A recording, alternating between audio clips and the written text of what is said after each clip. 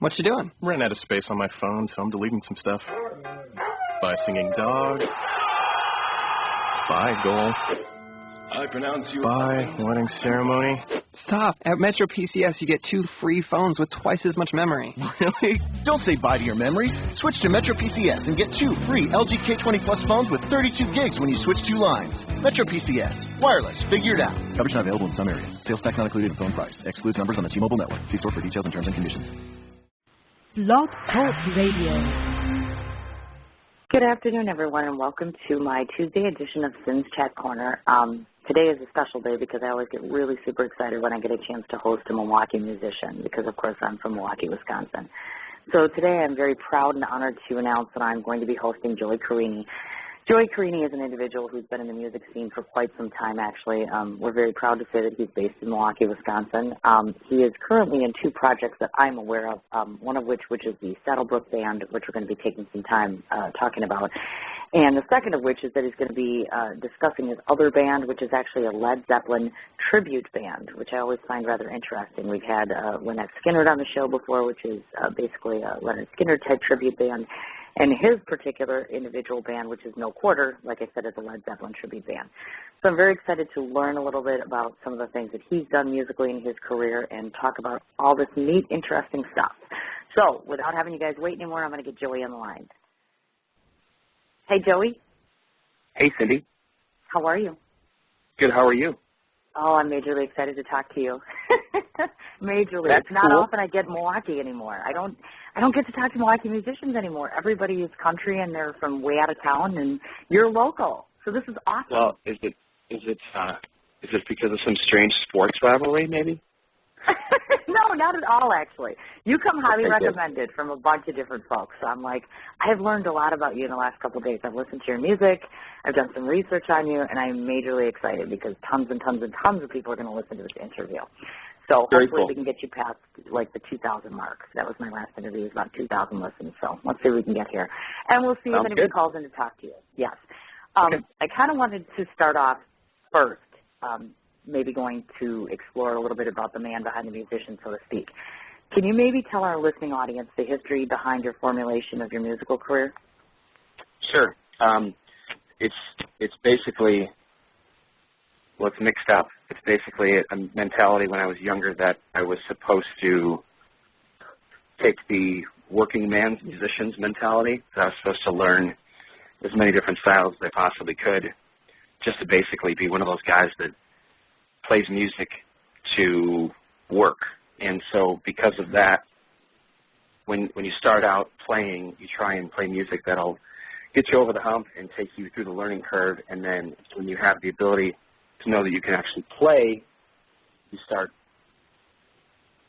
getting yourself into styles that you actually like and prefer. And then when the quote-unquote adult years hit and the responsibilities come around, you start to look at the different options you have as a musician. So are you going to be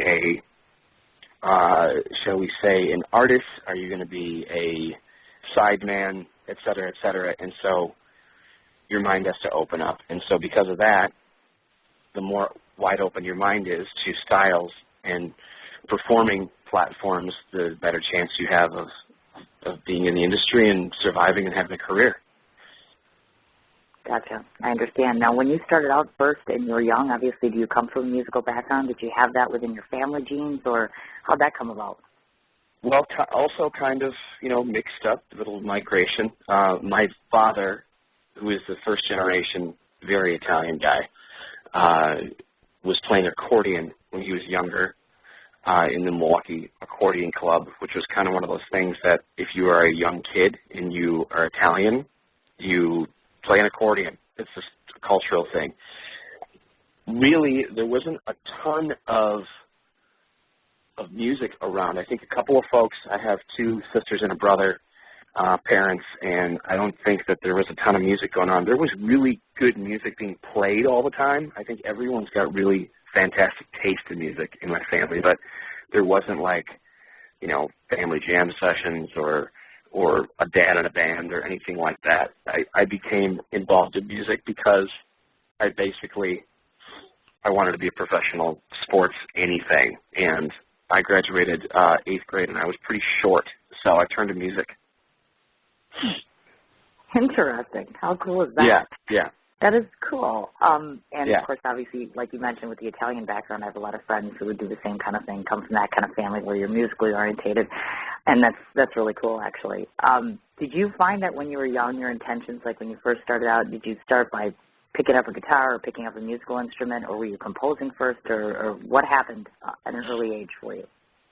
It started around, I think it was 9 or 10.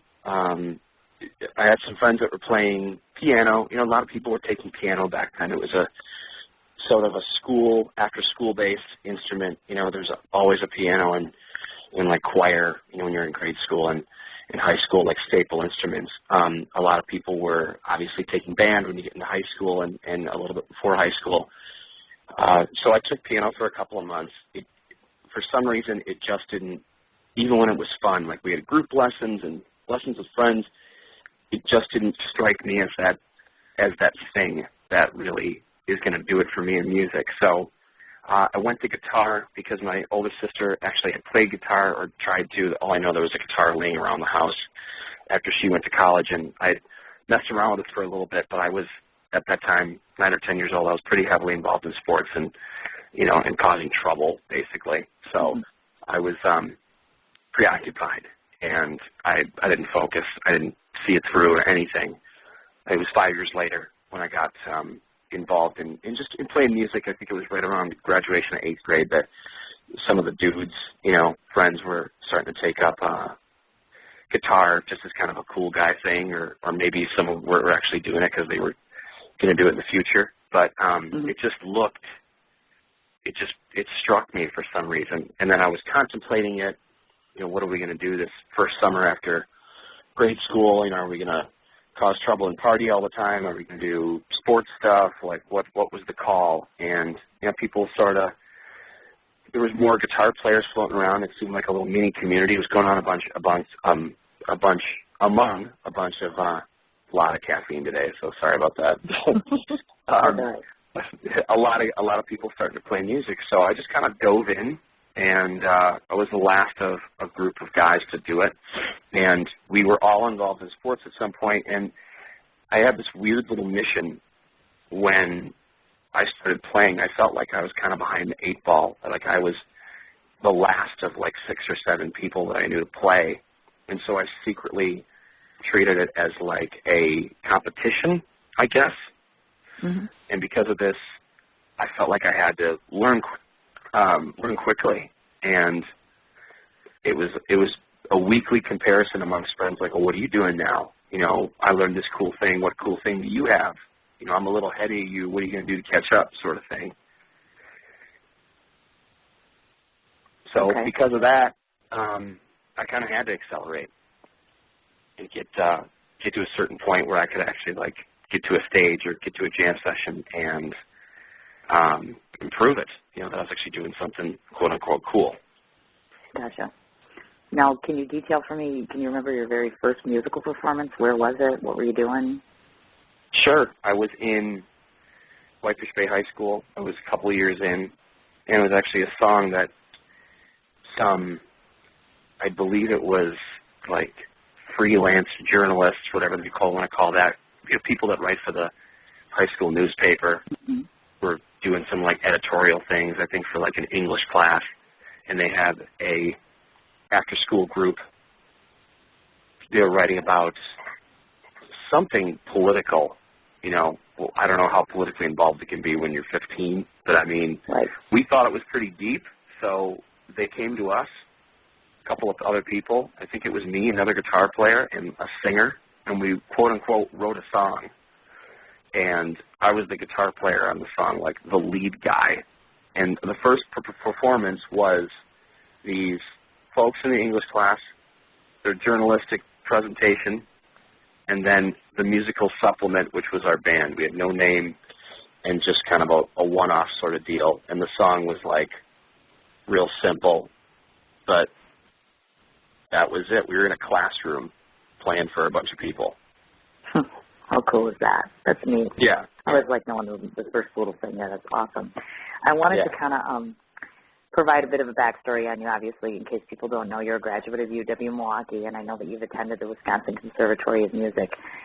Yep. I want to ask you specifically, what would you say are the musical fundamentals that you have either appreciated or utilized most from having that education? I think going into those programs, another kind of a fly by the seat of my pants experience was I just wanted to keep going. So everybody else was in school, so I'll try going to school for music. So what happened is I declared the music major. I went to the conservatory at the age of 19. I was doing some other classes at UWM that were in conjunction with it, and I just loaded up with theory classes and performing and ensembles and anything to get my hands on the schedule allowed. I mean, they had night classes, morning, whatever. I was there. I figured that if I would just inundate my brain with music and just do music, that, something like magical would happen to me, and I would, be this weirdo virtuoso guy. Not that I'm saying that, virtuosos are weirdos, but I was most likely going to be a pairing of the two. So that's what was going on over there, and it was a good year and a half. The best thing about that was it was something totally different than what I was doing as like a music homeschool guy, because as a guitar player that just wants to learn some jams and eventually solo and be in a band and, do what a band does for anybody, it was structure and theory. Basically, it was like learning a foreign language, because there's all of this music lingo, my fault, that goes, or limbo, or whatever. There's all this language that goes with it that when you're trying to communicate to certain folks, that helps you basically get the message across from one musician to the other. The interesting part is if you're, say, traveling to a foreign country and you're talking to a bunch of other people from across the world, and you're in France and you're trying to speak French to a bunch of fellow Americans or people who have never been to France before, everyone's got varying levels of French in them, or basically, prowess of the language. And that's the same thing that happens now. It's like everyone that you play with, what am I trying to say here? Everyone that you play with, you collaborate with, you communicate with, everyone's got a different path with migration. They've got different language sets, and so you have to kind of you have to adapt to the situation a lot. And that was that whole mentality of trying to survive with the career in music. If you acquire the language and you can have a good basis for it, then you can communicate, and hopefully it'll help you sustain a little longer, if that makes any sense at all. I used one of my wacky, robust analogies there, so forgive me there. Quite all right. You're doing just fine, actually. You're very articulate, and I like that very much, actually, writer to writer here. It's amazing. It's the caffeine. It's fully the caffeine. I kind of figured that. We'll keep riding that caffeine wave as far as we can take it, Joey. That's okay. That's cool. That's cool. I'm curious, and this is just really a Cindyism question, because I thought it was interesting, because I know you had noted about studying psychology to some degree. So I guess I wasn't sure if you ever utilized that aspect or were able to, or would you ever consider doing something relative to that? Well, that was the twist after the first year and a half of the music major. I kind of looked at what was going on in the program, which was totally cool. But I was kind of a punk, and still am. Whatever. I just didn't really feel like instead of acquiring the rules of music, which is totally cool, I acquired a set of rules of music large enough to think that I was good to go, and then basically broke out of the program. I'm like, okay, I'm done. I'm going to take this whole, rock and roll mentality into my music and just try and bend the rules as much as I possibly could in terms of like playing and writing and jamming and whatever, term you want to call it. Well, after I dropped out of the program, now I've got the parents on me trying to figure out what I'm going to do. So I went into psychology mostly because the world's kind of crazy, I guess. So it seemed, I took a Psych 101 class, and it just kind of seemed like it made sense. It came very easy. I have, like I said, I've got a full family of Italian people. We're all very on the table. We're very loud, and they're all older than me. So I was managing to get through many psychology classes and not study and not read, and it came very naturally because I just, I'd seen all this stuff before, or at least a big bunch of it, just because of family experiences. And I took it all the way through, declared the major. At one point, I was fully committed to being a psychotherapist, like the sit-down guy with the couches and the cool room and the whole setting. And I'm like, this is what I'm going to do. I'm going to solve people's mental problems, and I'm going to listen, and I'm going to counsel, and then I'm going to send you on your way. And I was going to maybe like intertwine it with some music. So we're still playing music 15 years after I graduated. So that plan is still out there. Just don't know when it's going to happen. But as far as using the degree, I mean, I counsel myself every time I'm in, stuck at a red light or in traffic, trying to get crazy. There's a lot of psychology in writing music. I think there's some messages that are in the writing process, or you have to find out if you're going to write a song that's about your broken heart or your the whole blues thing where it's like, my baby left me, this and this and that. It's like, I think it takes a little bit for you as someone to actually get in touch with feelings that have been bashed or hurt, or something that annoys you, or some piece of anger. There's a psychological process that basically pulls the emotion and puts it into word that puts it into song. Some people are so upset by a negative experience they just want to deny it, and they want to push it into some back corridor of their brain. But I think it's really pretty admirable if you get it. It can be, like I mentioned, an old blues thing. It can be a pop thing. It can be anything that translates an experience into song, and then play the song over and over and over again, and then sell it with commitment is a pretty strong psychological moment, I think, for anybody, No, I agree. I do. I agree. I love your outlook. I do. I don't say that about everybody either, by the way. I just do. I like the way that you present things, and I like the way you talk about your music. Very inspiring. Just throwing that out there. Speaking Very of which, cool. I'm going to continue to toot your horn a little bit here to the individuals who don't know you at all. Sure. I just want to accentuate on a portion of the plethora of talent that you are. I mean, I know that you play guitar, obviously bass, mandolin, pedal steel guitar. I know that you've done band leading as well as providing musical instruction. Maybe describe for us, which of these do you find to be most challenging for yourself? That's a great question. Challenging right now, and then there's challenging in general. There's almost like the short term and long term. I think I'm trying, super accentuate the word trying, to play pedal steel guitar, this 10-string, sit-down, country, western, traditional, western swing thing. These dudes that started playing these things, I don't even know when the first one was built. I'm just going to go on a limb here and say the 40s, 50s. It's still in, obviously, a lot of country music. It's in a lot of, Jerry Garcia played one, Jimmy Page played one. The control on that instrument is like when you see an electric guitar player play, you see Jimi Hendrix and you see this guy just passion and raw and this and that and right notes, wrong notes, all this stuff made into this pretty little package that is like Little Wing, or Purple Haze. And then you see this pedal steel guitar.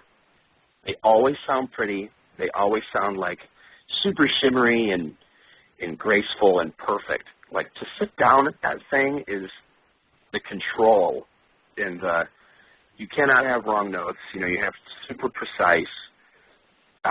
You've got left hand, right hand. You've got these steel pedal benders with your feet. A couple of them have knee levers. There's a sonic approach. That thing is super challenging. In terms of the challenging instrument, that's the one. That's the one I actually practice, the most. When I get time to practice, I practice that. Bass guitar is challenging because it's another instrument you can't necessarily well, I guess you can play it like with reckless abandon from time to time, but like we play in this group Lova Nova, and it's such a critical instrument to fit into certain spots. So that's challenging, but a lot of that comes natural and easy, and that just comes from listening to music over the last God knows how many years. Mm-hmm. Guitar is challenging because, you know, if you're a lead guitar player, there's aspects of how you make a solo. You can make a guitar solo just be noisy. It can be memorable. It can be singable or whistleable, even to like the least musically inclined individual in the world. That's kind of challenging too. Like, can you write a hit song? Can you write a hit melody? Can you write a guitar solo that, you know, even the most tone-deaf person in the world can sing to, you know, when they're like half asleep, when they're least in touch with their long-term musical memory. But short-term, I'd say that pedal steel guitar is a trick. Ah, okay. Now I wanted to ask you, at what point did you opt to incorporate the teaching part into your resume? Where did that come about? Another kind of a whim, kind of a trial and error thing.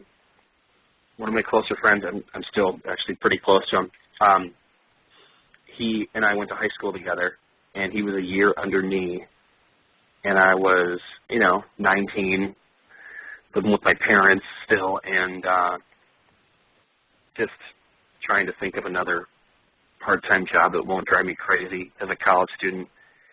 And someone recommended teaching guitar, and at this point, I'm only into guitar for 5 years, and I had this mentality that I had to be in it for at least 10 to tell people what to do or act like I know what I'm talking about. So when I decided to start teaching, you know, there was no training, there was no how to talk to people, there was no try and convey an easy method of trying to do what you're doing onto them, because guitar's tricky, because there's a physical limitation and there's just information that you've got to convey to people, and sometimes it can really throw people off. So I was 19, I had a student that was at least easy to deal with because we were buddies, and then I eventually got into just a small little store and had a couple of students that were total fans of how I did stuff, and there were students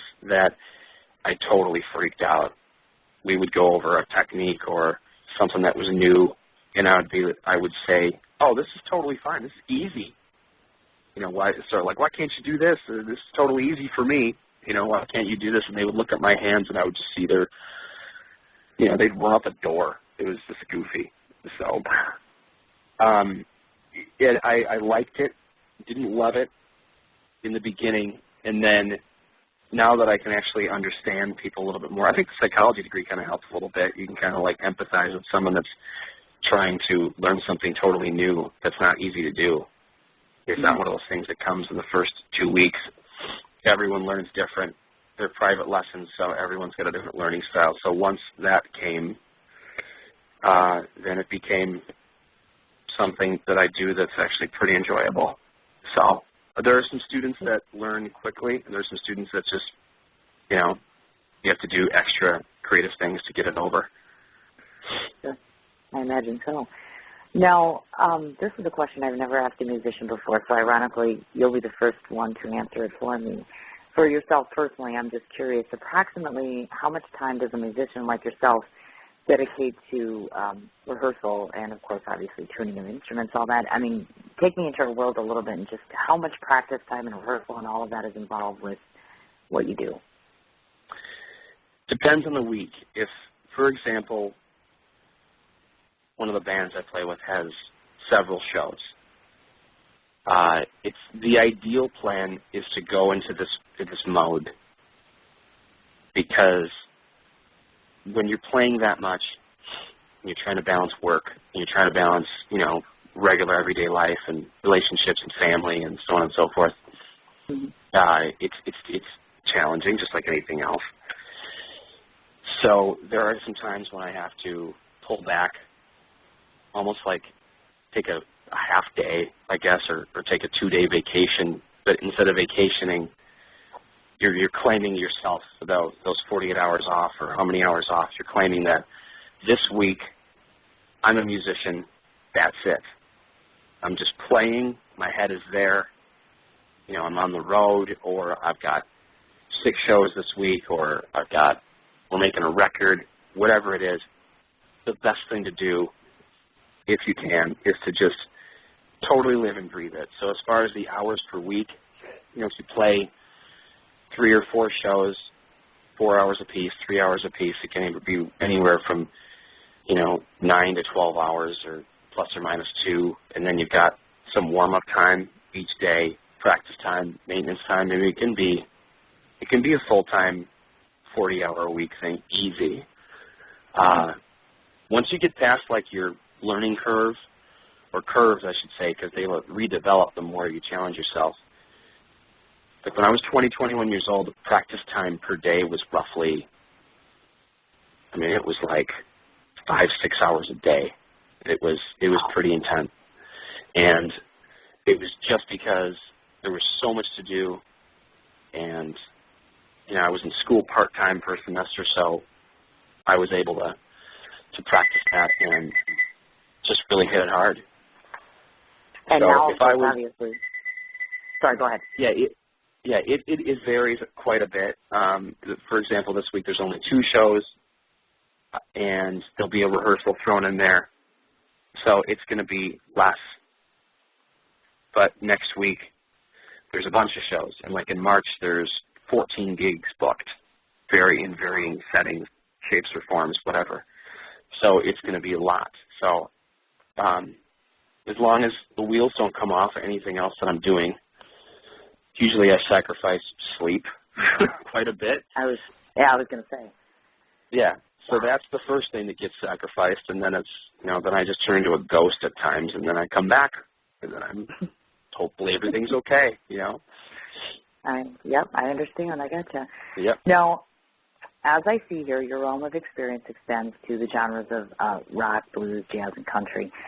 I wanted to ask you, do you have a personal favorite? I think deep down, if you look at like the wiring in my brain, I think that there's a rock and roll, just a very piggish rock and roll person. And it's the classic British rock. It's the things that are the foundations behind like the inspiration of why I started to play. I do believe that between Jimi Hendrix and Led Zeppelin, I think if it weren't for those 2 bands and everything that those bands did for music going forward, what they did for the scene at their current time, and their roots, it's like that body of music between those 2 bands in those 3 phases of time. Mm-hmm. That's so much right there. We can talk for an hour on that alone. Sure. So I almost feel like I owe the rock genre, like, you know, my heart and soul, whatever. Deep down, I think it's definitely rock. I have an appreciation for so much, you know, because of all that stuff that those bands were doing, or those 2 groups were doing, because they were so diverse. It helped me get into, you know, roots of blues and weird folk stuff, and like I mentioned, pedal steel, which stems into country. It just totally helped. I had a very wide open perspective right away, mostly because of those 2 guys, or bands, groups, whatever. No, sure, I understand. Do you think that there's any particular area that you haven't tried yet musically that you'd like to try? It's a good question. I always say, like, if I had to be in the next type of band going forward, it would be blank, and it's kind of wide open. I really have no clue. I have no clue. Yeah, I haven't. I can't put a finger on it at all. Wow. Yeah, that's the weirdest thing. It's like I've had all these decisions made the whole time I've been playing about what to do and how to do it, and I'm really not too sure what it would be. Like if you put all the different options about where to go, whether it's a group I've been in before or something I haven't done before, I have no clue. I do know that this is kind of a hilarious thing. It will be hilarious in, you know, my own weird little world. I think it would be really a total riot to be in like a rocking shred band.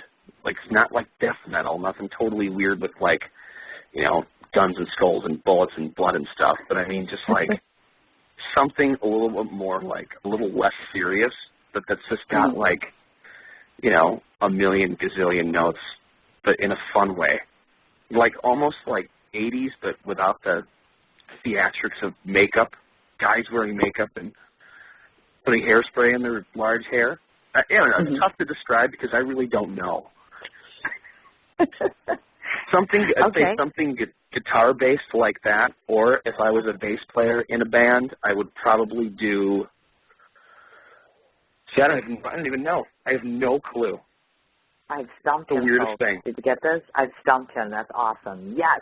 Yeah. Okay, you can think on that. I have no clue. Let me know at some point in time, somewhere down the road when you figure it out, because I'm curious. Yeah, I am very curious to see where it'll go. Yeah, I'm lost. I'd have to go to that whole, like, Musicians Anonymous where we don't know where the art's going to take us next group, or whatever you want to call that. Yes, I agree, definitely. I want to talk a little bit, because I know in the past that you've done various spots as far as television and guest appearances, of course. Maybe tell the listeners your best experience and your worst experience as it relates to doing some of these appearances, and as well as the best experience you've had show-wise. Okay. Meaning playing. The worst experience is definitely age 19, 4th of July, Whitefish Bay, Clody Park, traditional thing they've been doing forever. And it's almost like a childhood impression thing. When you're younger and you see events that are happening around you, you see Summerfest here in Milwaukee, you see the local stuff. To me, playing Summerfest when you're there when you're 8 years old and you see, who did I see when I was 8 years old? I don't know. I'll throw out Crosby, Stills and Nash or something like that. The Allman Brothers, and you're at the Miller stage and there's 10,000 people there, and you're like, well, if I could ever get out there, I would make it. That would be it. I'd be happy. Or when you're way younger, 5, 6 years old, and you go to Clody Park, which is 6 blocks from your house, as a child, and your parents take you to the 4th of July thing, and you go to the parade at 11 o'clock in the morning, and then you go to the park, and there's a gazillion people there, even though it's just really just, Whitefish Bay and, just the village folks. But it looks like a ton. It looks like all the people in the world. Mm-hmm. It's on the lake, and there's fireworks, and there's a stage, and there's a band, and it's just like the craziest 12 hours. You look forward to it every year. And then all of a sudden, you're 19, someone knows someone that wants your band to play. And so you're like, dude, this is totally going to be it. This is going to be awesome. There's going to be people there. There's going to be people built in. We're going to play. It's going to be this great day. We're going to be in the parade. And, the list of, like, how awesome it's going to be just doesn't stop, okay? Mm-hmm. So we prepped. My answers are super long, by the way. I'm totally sorry about that. So that's fine. You're being you. Right. Anyway, so we prepped for weeks. It's a trio thing. It's a friend of mine, 2 really close friends of mine. One of the friends of mine had wrote some music, and, we were really excited to play our own stuff, kind of throw in a couple covers that were cool. We had this hour set planned, and we just rehearsed, and just loved rehearsing, loved doing it. We were on it. We were this. We were nervous. All the stuff that goes along with a show like this. So here's 4th of July. We get there 10 o'clock in the morning. As soon as the parade starts, it's like black clouds, raining, wind, the rainstorm. And so the parade goes on. It's light rain. Like, temperature dips to like 60. This is July 4th. Not supposed to happen, right? Right. So the parade is whatever. There's pictures of us. We look like wet dogs, just not happy kids. And then we go. We have about 5-6 hours to kill. And so we do our load up, and the weather starts to improve a little bit. And so we're thinking there's like light at the end of the tunnel. We're going to have a great day and rebound and all this stuff. So it rains again. we have all this gear up on stage. We try and run, go for tarps, like make sure we don't get electrocuted, make sure nothing gets ruined. Then they're telling us the set's cut in half, so now we have 30 minutes. Then we go up on stage and play. Everything sounds weird. The mics don't work. The sound is totally off. It's just worse and worse by the minute. Then we literally play for 15 minutes. And then when it's time, we didn't know the ending was coming. So after that one song, they're pulling us off stage. And I don't even know who it was. It wasn't like the organizers of the fest or anything. It was like whoever was running sound that day. This is 16 years ago. I don't know how many years ago it is. A lot. 18 years ago. Whoever that sound crew was like totally doing the, get those little kids off stage thing. And we were just like, oh, okay, oh man, don't ruin my stuff. And I just see my guitar flying across the stage. And then the worst part is someone videotaped the whole thing. And we look like that was it. This is the last day we're gonna play music ever. So oh my God, how awful. Yeah, that gig was ridiculous. So the best part about it was if we can recover from a gig like this and keep going, then I think pretty much anything's possible. So all of us did. We're not psychologically scarred. We didn't have any, moments of insanity, trying we were like, we're going to get back to these guys. We were see these guys on the stage, and we were all mad for a day, and then we were fine the next day, and here we are. So look at that. That gig was stupid. Oh, and all our family and friends were there. It's like all these people that you're hiding in your room playing music for 5 years, and then you come out with that. Your parents are like, I bought you a guitar for what? Exactly. Whatever. Oh, so that's that gig. Okay. In terms of the better gigs, the best gigs. The best. It seems like the last 3 years there's been a tie for a good 3 or 4 of them that have been really, really spectacular. There have been some gigs way back when I really started to hit it pretty hard as early as even like that same summer. The worst gig and the best gig happened 2 months apart. Mm-hmm. There's a tie for about 10. But I think in general, the best gigs are when you can play in front of a really enthusiastic crowd. You play the songs you like. You play them like you never have before. And the band is all on the same page with that whole mentality. You get off stage and it just feels like that all this work and all the stuff that you've done will actually continue you forward, and you will be able to just keep going, and everyone else will be going with you. So I know that sounds all deep, but that's those are the best gigs. There's too many to count in the last, like I said, 3-4 years. Quickly, there was one we opened up for Peter Frampton at Summerfest, and I don't know how many people were there. There had to have been at least 6,000-7,000 people there, maybe more. Wow. And that's for a local band. That's significant in 100-degree heat. So I mean, it was just cool to do. Done Country Thunder with Saddlebrook, the country band, the last 3 years in a row. All those shows have been over the top, spectacular. And there were some shows, like I said, when I was 19, you play your first bar show, and it's just loaded full of people. And there's all sorts of side plots happening with the crowd, and you're just watching it, and you go from playing in some garage to that. Mm-hmm. And you think to yourself, well, this is the best gig ever. Or, you travel to a marquee market, that's, Chicago or New York, or you travel and you have a good gig. Those are great too, because you're in this market, in this industry of playing music, and if you can ever stand out and have a great gig and make an impression, it's all those are good. Gotcha. I got it. Now I'm going to toot your horn a little bit more here. Now this to me just transcends to just the true testament of real success, and this is in my eyes, of course, and I'm sure people will agree. I know that you've played with over, I believe it's 50 groups over approximately 18 years and averaging basically 100 shows a year. I have to ask you how a musician accomplishes such a feat like that. I mean, that's tremendous. I mean,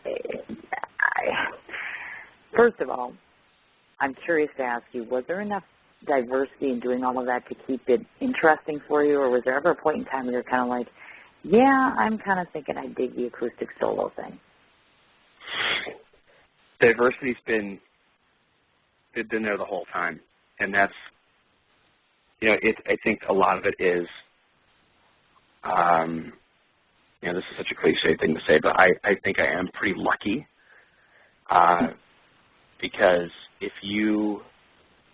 not everybody that goes to even like I said, bigger markets, there's Chicago. I mean, I don't know if I could find the same guys that have also turned into some really pretty strong and solid friendships. I don't know if you can guarantee that. There are people that go to bigger markets to quote unquote make it, and it's like sometimes it doesn't work. So and maybe it would have. I have no clue. That's totally hindsight, and it's totally a guess. So in terms of the diversity, I met some guys early on. I've been playing with one of these guys since I was 16, and a couple of guys actually, and we've made records all over the board in terms of genre and sound and style. That's just, good friends making what we think is decent music that sounds what we think is pretty good, and we just keep doing it. Some of the stuff that we do, back in the day, obviously we're still learning how to play. I'm sure was not as great, we'll say. And then, I've made a ton of mistakes. Like I said, I took that punk mentality into music, and I was, punkish at times all the way through my 20s. I wasn't like this.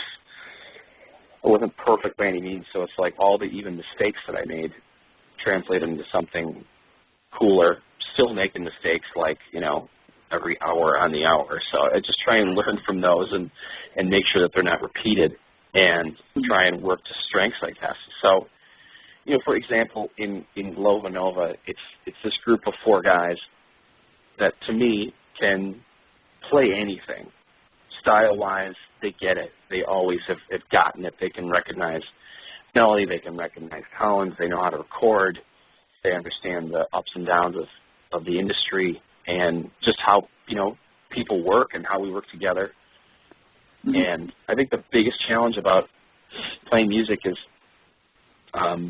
keeping a group together, just because logistically it's tricky. And it's not because of people, it's just because of how life is. If you have to, pay certain bills or do whatever, or someone's in another group, schedules don't line up, it's just logistics. Before it was when you're in high school, it's you have a football game, so you have to ditch practice, just stuff like that, and then someone doesn't show up.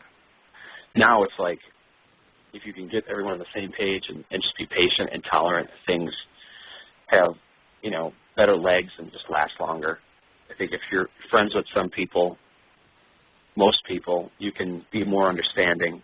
There's going to be pros and cons to everyone's personalities and strengths and weaknesses, and if you can just, it's like a relationship, full-on relationship. If everyone was mad at everything, everyone did. In any relationship, we'd all live in separate homes. It's the same thing with music. We'd all be solo acoustic acts. I've heard statements like, I'm done. I'm going to go solo. I'm going to play solo piano for the rest of my life. And I'm like, that's no fun. So, but some people like that. Some people are wired to do solo, and some people do better solo. Some people do better in a band ensemble. I got you. I got to ask this. With having such a rigorous schedule, does it ever prove to be overwhelmingly daunting for you? You just are like, man, I'm burnt. I'm just sick of this. I need a break. Because I know you preface the 2-day vacation at times, but does it just become too much after a while, just the juggling? I do feel burnt at times, but I know that I can, at least at this point of my, we'll call it aging process, I feel that I can recover. I think that there's a system to it. I don't abuse it too. I sound like I'm up 23 hours a day and I'm this crazy person. It's just Sometimes, yeah, but I mean, I figured out a way to at least have recovery period. Not every time that I have like a crazy week. Let's take Summerfest in Milwaukee. It's 11 days, and a freelance musician / a guy that's involved in a couple of bands might have up to, I don't know how many gigs, 2 gigs, 10 gigs, and they're at different points of the day. You know, there was a day once where I had 3 Summerfest gigs. It was like noon, 4, and a headliner. And so the noon gig, and you had a gig the night before on a Friday night. The noon gig requires you to be there at 10:30, 10 o'clock, and then you play 3 hours or 2 hours or 4, whatever it is, and you get to rush to the other stage. And you go to the other stage. It's just like, and they're all over the place. So if you can balance that out, then you'll be able to recover from those burned out things. I think, you know, in life, like, people have moments like that. Like, you know, I've got a sister who's got, 5 kids, and another one who's got 4, and then, you know, everyone's got families. So it's the same sort of like mentality, like, okay, I have to look at what's going to come here and have to somehow balance time. I'm always challenged by this time thing. I've been trying to deal with it ever since I got serious with music in school. You know, I always used to be a last minute dude. Mm-hmm. But I think if you can find a way to balance it out, you know, you'd be much more effective and not a crazy person. However, crazy can be fun too. But you know, more I love crazy.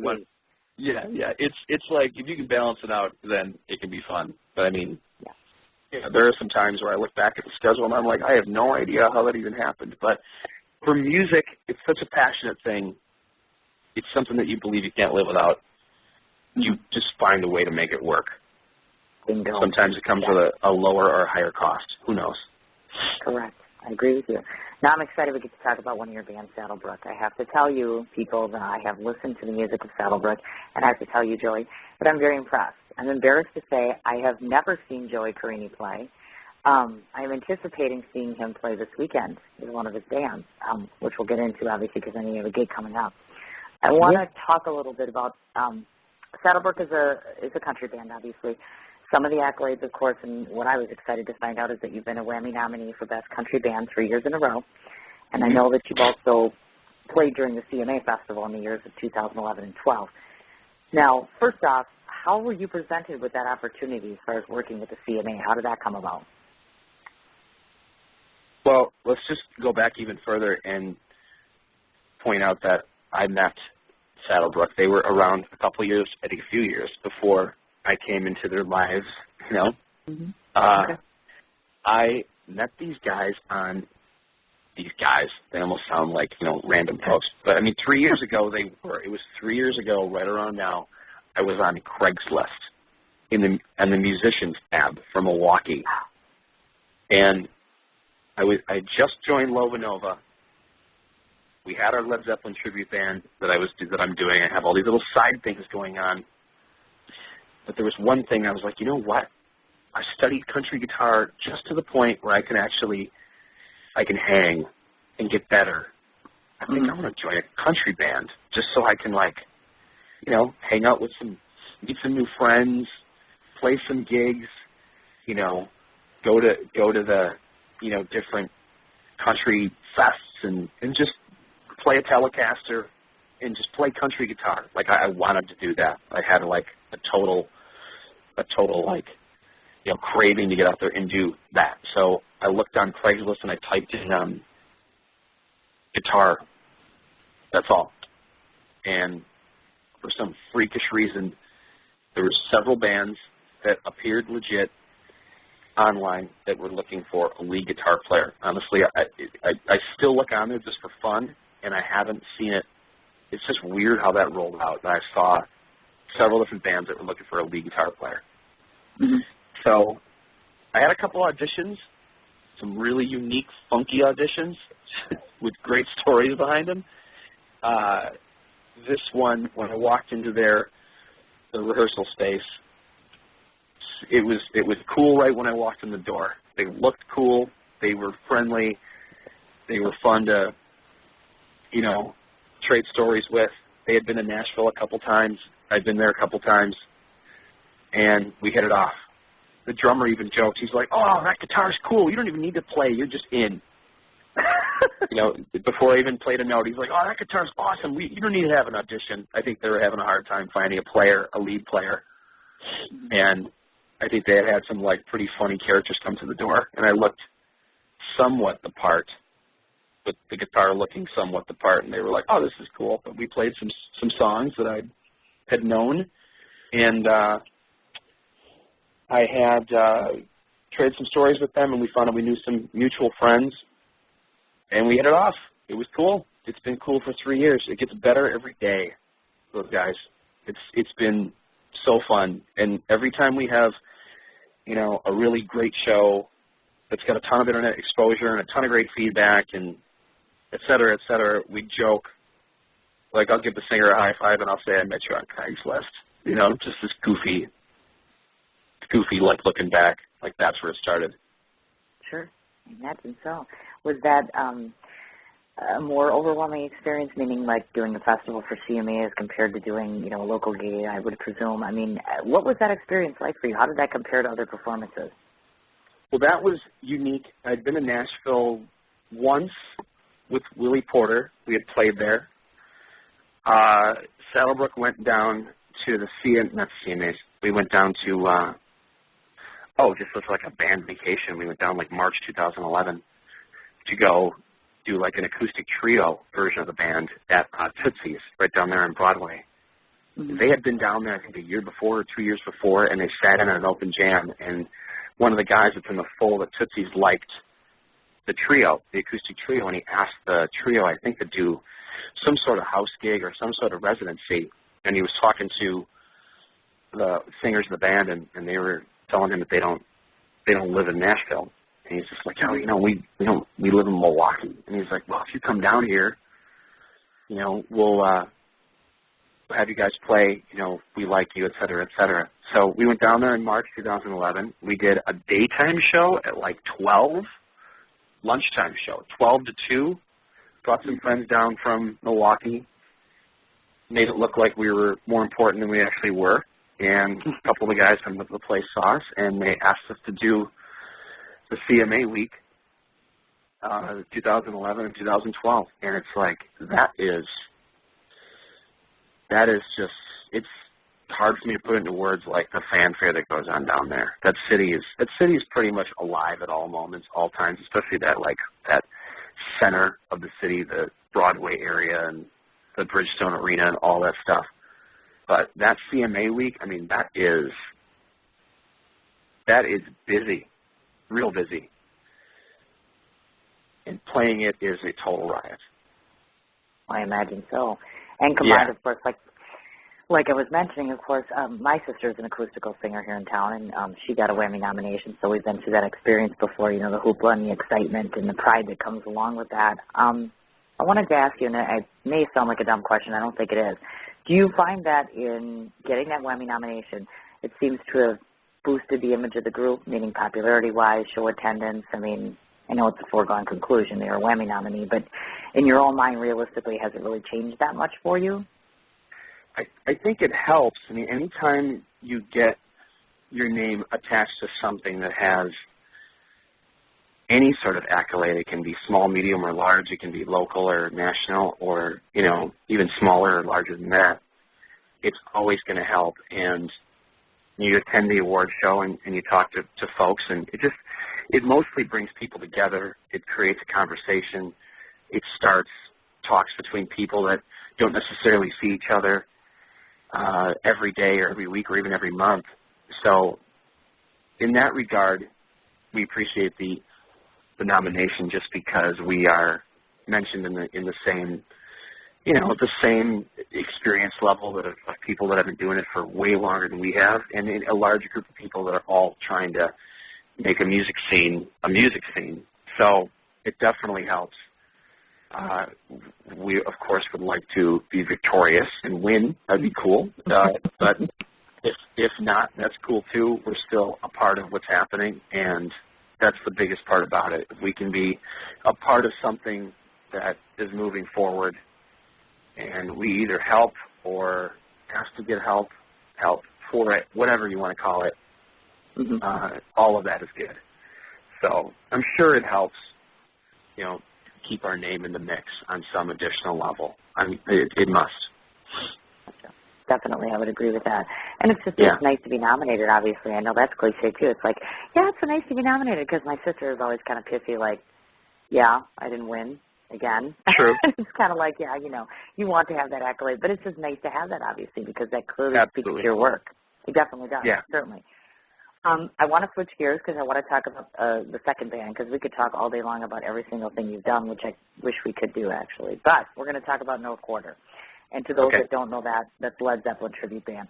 I just got to throw this out here, and this is my personal opinion. Whether it's classic rock, country, you're playing, you personally, you just seem like such a strong player and so very well versed musically. You're so impressive. Just watching you on a stage, because I was watching some of your videos, very well put together. That's all I can say about that. I'm impressed. I can't wait to see you in person. I want to touch on this a little bit. I know that some of your inspirations, I know you've mentioned Jimi Hendrix, Eric Clapton, Led Zeppelin, and Miles Davis. Can you maybe talk to me a little bit about what you admire about those icons and also what you enjoy most of working in a tribute band? Sure. It's we'll see how long-winded this answer is going to be. I'm going to challenge myself to keep it in a certain box. The influences. There's so many different reasons that those guys. I listened to so much music. Back when CDs were happening, it was those were like textbooks, pretty much. I still have CDs. They're almost like a wall decoration, but still have them. But I have a ton of them. But in those batches of music that I have, whatever format it might be, I named this, thing, I call it the Big Five. Basically the Big Five plus Miles Davis, and the Big Five was Jimmy Page of Led Zeppelin, Hendrix, Clapton, Jeff Beck, and Eddie Van Halen. And then plus Miles Davis, because it was like the Big Five guitar players, and then Miles Davis just being his mentality, his view on music, his view on life, the view on how he wanted to push the envelope. And with all those guys, all those dudes at some point or at multiple points in their careers, obviously they set out to play music. They set out to do something different than what all of the other people were doing around them, or at least kind of share and do something different, combine those two things. They pushed the envelope, and they had this look that was attached to it all. So it was like music, and for the guitar players, it was just as a guitar player, because there's guys in bands, there's musicians, and then there's instrumentalists. And so you can, as a student, look at all these guys and take, if you want to categorize, I overanalyze pretty much, everything. So it's like I was able to use that for a positive for once and look at all of what these guys were doing. You read their biographies and watch videos and watch how they evolved through the years, and they just seem to keep, like if Jimi Hendrix was still alive, there's always a question like, what would this dude still be doing? We have no clue. Because in that guy's short term that he was here, that he was the Jimi Hendrix Experience and then Band of Gypsies and so on and so forth, and he died when he was 27, and he was, quote unquote, on the scene as the entity of Hendrix for 3.5 years, which is pretty freaky, mind-blowing, relative to what's out there. The other guys, as they're going through, they're still pushing. Obviously, Miles Davis passed away, 20 plus years ago. Right. But they keep pushing. They keep trying to reinvent. And in some ways, in shapes and forms, I'm not going to go and, play in a gold lame blazer that Miles Davis would play in the 80s. I'm not going to, he had straight up perm, curly hair and all that stuff. But, his looks were sometimes crazy with the times, and Eric Clapton had a total wafro. He had a poofy hairdo. So there's some things that I take from them and things that I leave. But it's that mentality Like, what can I do to push the envelope in terms of how I play, how we write, and then the other thing that I haven't mentioned is how these dudes blend all these styles, whether it be current or whether it be roots. Like Jimmy Page had this. He's not really noted that much for his like acoustic finger style playing or his pedal steel playing or his folk writing. He's Jimmy Page, the guy in the dragon suit with the Les Paul and the bow and, you know, the stage antics with the double neck, and which is awesome, don't get me wrong. But, I mean, there's aspects of these dudes that are out there that you can learn about music, tons of different avenues of music just from looking at these 6 guys. And as a guitar player from those 5 guys, you have plenty to chew on if you just looked at those guys for, say, 5 years, you know? So that is, you know, I'm sure that I would be able to attach to some other guys, but I wonder how I would have been able to, like, look at music if I chose different people, you know? Sure. No, I imagine so. Go ahead. No, go ahead. I was going to say those were definitely. I look back and I'm glad that those were the idols. Okay, and obviously now here you are in this tribute band for Led Zeppelin, which must be ultimately very exciting for you, obviously. And how does that compare? I mean, I don't mean to compare the two. Let's say Saddlebrook is compared to this, but you know, what do you take away from the tribute band experience that you don't necessarily get on the other side of the fence? Let's say with the country Saddlebrook. Well, the biggest thing, obviously, is, you know, stylistically, you're talking about not two totally ends of the spectrum, but sometimes you are. We had a rehearsal last night for the Led Zeppelin show that's coming up. We have a Saddlebrook rehearsal coming up on Friday, and it's like my mentality has shifted completely. So it'll shift. I almost like give myself a day. So what I'll do, if I'm going to have a Zeppelin practice, is I'll go into the material that we're listening to, and let's say I'm listening to Pandora, and I'll turn on the Led Zeppelin channel just so I can get my ears and my brain into this 60s, 70s British, you know, psychedelic blues hard rock mode. Or I'll listen to 3 or 4 Zeppelin records in succession, just so I can get into that mode, or I'll look at some pictures just so I can kind of like, it sounds hokey, but I can like capture the essence of what Page does. Right. And the whole month before doing the tribute show, it'll be me listening to 75% Led Zeppelin music, and through the era too, because there's so much to take in that if it's in your life, it's in the mix when you're on your way to somewhere, or, you know, you're running or doing whatever, it's in your headphones. If you can like have it, you know, on your plate, then it's much more palatable to actually like play as a convincing tribute guy. So if I go into a Led Zeppelin practice cold and I haven't like touched on any of this stuff, then I have to reach a lot further, or I think the playing sounds a lot less like Page. Just kind of sounds like classic rock guitar that you hear on like jam tracks. It sounds nondescript. Country is the same way. When we go into a slew of shows in a row, we go to Nashville, especially when we go to Nashville, there's a ton of great players down there. There's a ton of great chicken picker guys down there. There are tons of guys that can play pedal steel. The list goes on.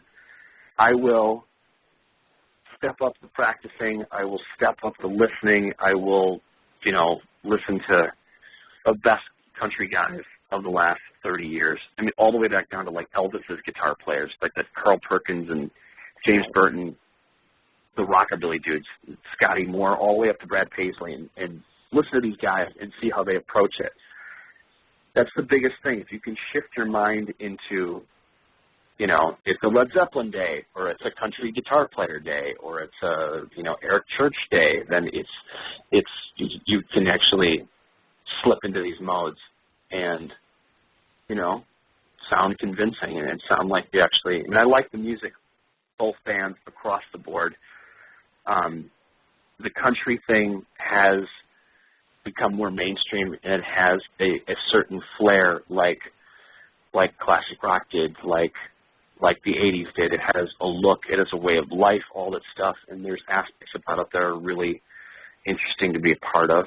And same with doing the tribute band. But the view is definitely different from stage. The fans that come and see both bands, that's also pretty cool. Definitely, I imagine so. Say, what was the experience like? Because I know that it's been prefaced before. I know that you've opened for people like Lady Antebellum and Miranda Lambert. What's that experience like? I mean, do you get a chance to actually get yourself acquainted with these people? Is it kind of surreal for you? What's that like? Let's go back to, it would be 3 years ago this summer. We played a country festival in Cadott. We played Country Fest, and we played there 3 days, and on this one day, we were able to open up the main stage, like it was like the noon slot. So they put the Wisconsin band on the noon slot. You know, they get us back there at 10 o'clock in the morning. Of course, you know, we've got, you know, classic 2 hours of sleep in us from the night before show. Sure. So we're just kind of back there hanging on to whatever little energy we have, and then you walk back, and it's like tour bus festival, and you see Gretchen Wilson, and here comes the name drop moment, but whatever. On that bill was, what was that? Steel Magnolias, Justin Moore, I think Gary Allen. It was kind of a blur out there, to tell you the truth. Miranda Lambert and Gretchen Wilson. So I know that on the day it was Justin Moore, Gretchen Wilson, and Miranda Lambert, and we did our opening slot, and we're loading in, and you're like, oh man, are we gonna see these guys? Are we gonna talk to them? And I gotta act normal. Just be cool, you know, whatever, all the whole thing. You know, they like it when you're cooler, all that. So, so there's Justin Moore, regular guy, hanging out, lounge chair.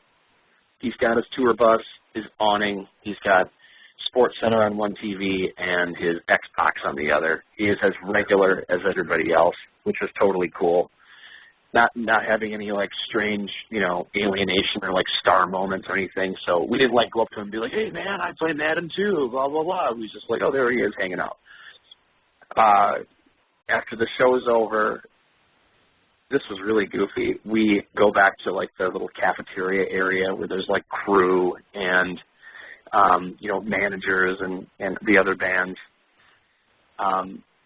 And we're hanging out at one table, and we kind of look over our shoulder and see a person that looks like Miranda Lambert, but she's just, again, very comfortable, very relaxed, hanging out, eating lunch, totally normal.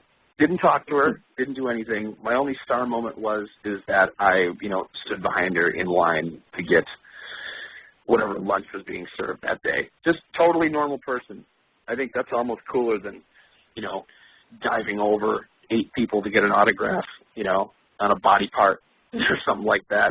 It's if you can just be like, yeah, that was that. We were just talking about nothing, being normal. Because when you see him on stage, you're like, God, it's a totally different.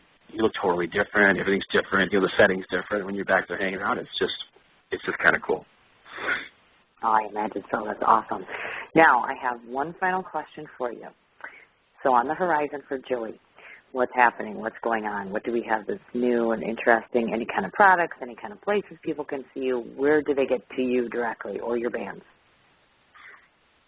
I think that in terms of the stuff that's coming up, it's going to be what we think is cool. With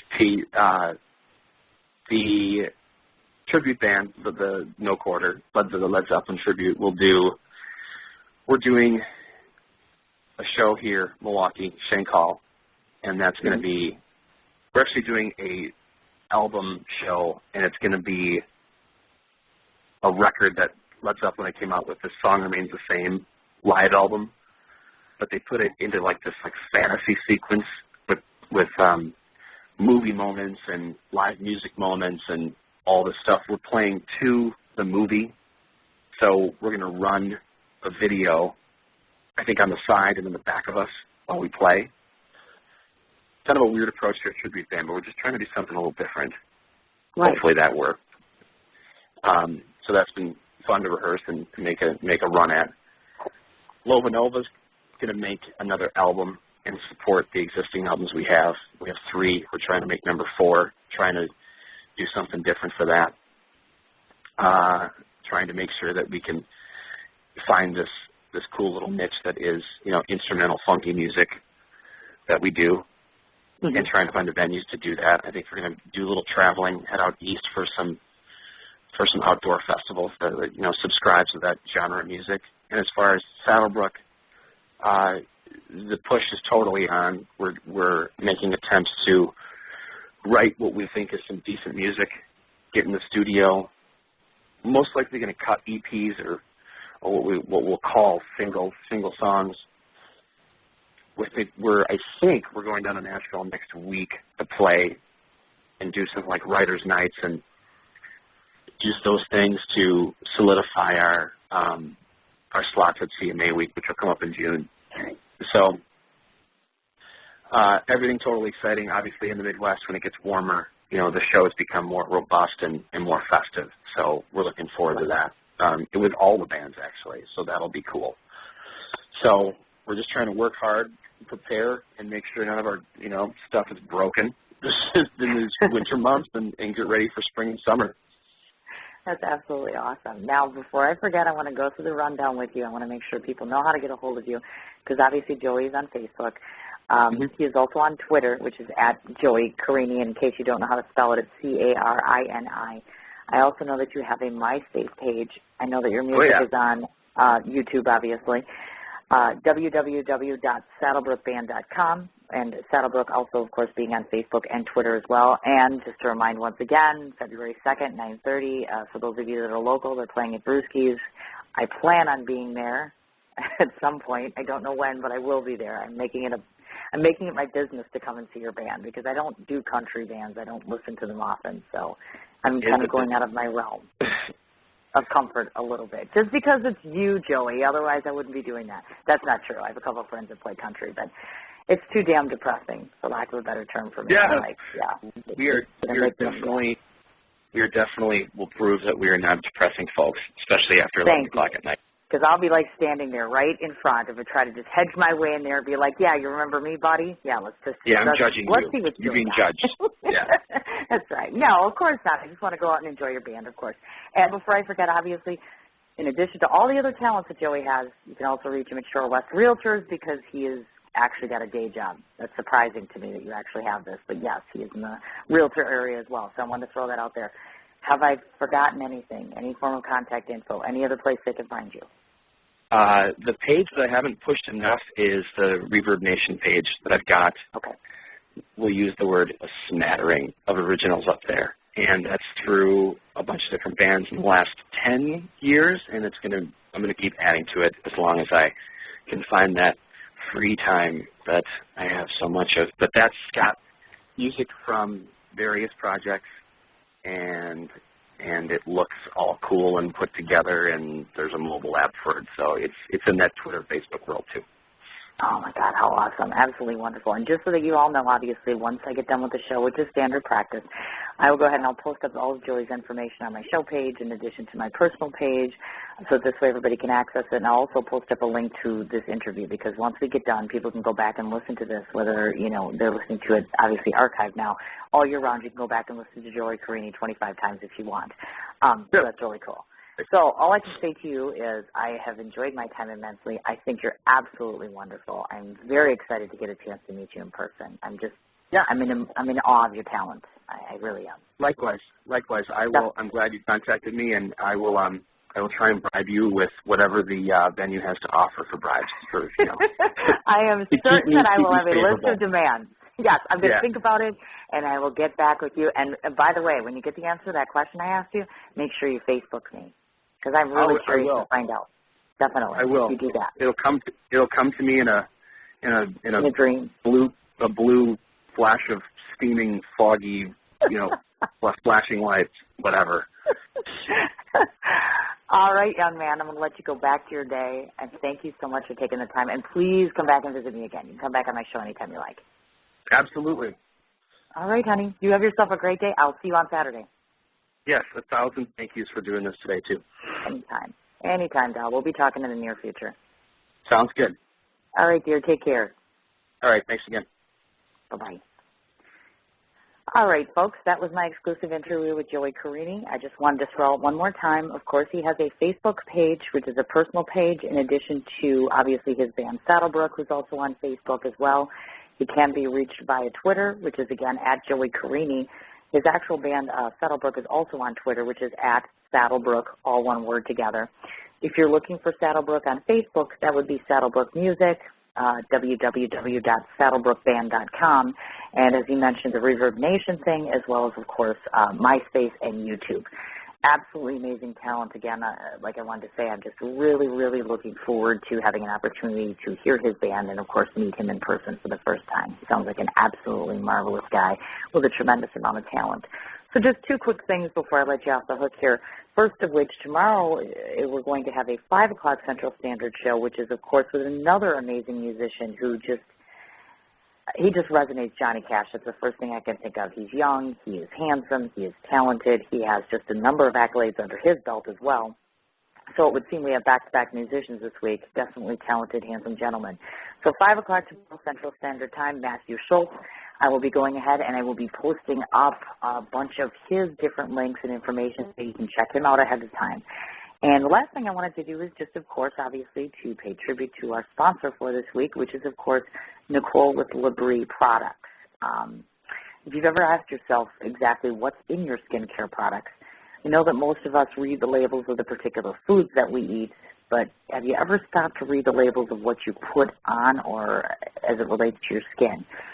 Did you know that it only takes seconds for chemicals in our skincare products to enter into your bloodstream? Which, amazingly, I did not know that until I got affiliated with Labrie Pure and Natural. They use only natural ingredients. Pure aloe vera gel is the first and most abundant ingredient in each of the Labrie skincare products. And in addition, it's followed up by natural extracts, botanicals, and minerals.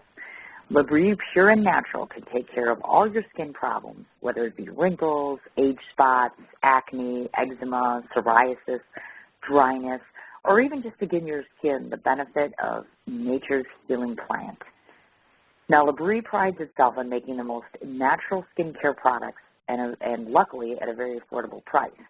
Now, if you go to Nicole's website, which is www.nicoleann.labrie.com, you can go ahead and order a free, and that is free, 7-day starter kit. The only thing that you're asked for is just a small shipping fee of $6.95. So in essence, folks, basically it is free. And then you can see what Labrie can actually do for you. And additionally, there is also money-making opportunities on the other side as it relates to Labrie business opportunities. And again, you want to get a hold of Nicole for that reason. And that, again, is www.nicoleann.labrie.com. And she can be reached directly at 414-852-3515. Okay, folks, I want to go ahead and one more time say thank you to Mr. Joey Carini. It's been an absolutely wonderful experience spending the last hour with him and, of course, with you. I want to say thank you to the listening audience, and please make it a point to tune in tomorrow to listen to my interview with Matthew Schultz. You have a great day. We'll see you then. What you doing? I'm running out of space on my phone, so I'm deleting some stuff. By singing dog. By goal. I pronounce you. By wedding ceremony. Stop. At Metro PCS, you get 2 free phones with twice as much memory. Really? Don't say bye to your memories. Switch to Metro PCS and get 2 free LG K20 Plus phones with 32 gigs when you switch 2 lines. Metro PCS. Wireless. Figured out. Coverage not available in some areas. Sales tax not included in phone price. Excludes numbers on the T-Mobile network. See store for details and terms and conditions. What you doing? I'm running out of space on my phone, so I'm deleting some stuff. By singing dog. By goal. I pronounce you. By wedding ceremony. Stop. At Metro PCS, you get 2 free phones with twice as much memory. Really? Don't say bye to your memories. Switch to Metro PCS and get 2 free LG K20 Plus phones with 32 gigs when you switch 2 lines. Metro PCS. Wireless. Figured out. Coverage not available in some areas. Sales tax not included in phone price. Excludes numbers on the T-Mobile network. See store for details and terms and conditions.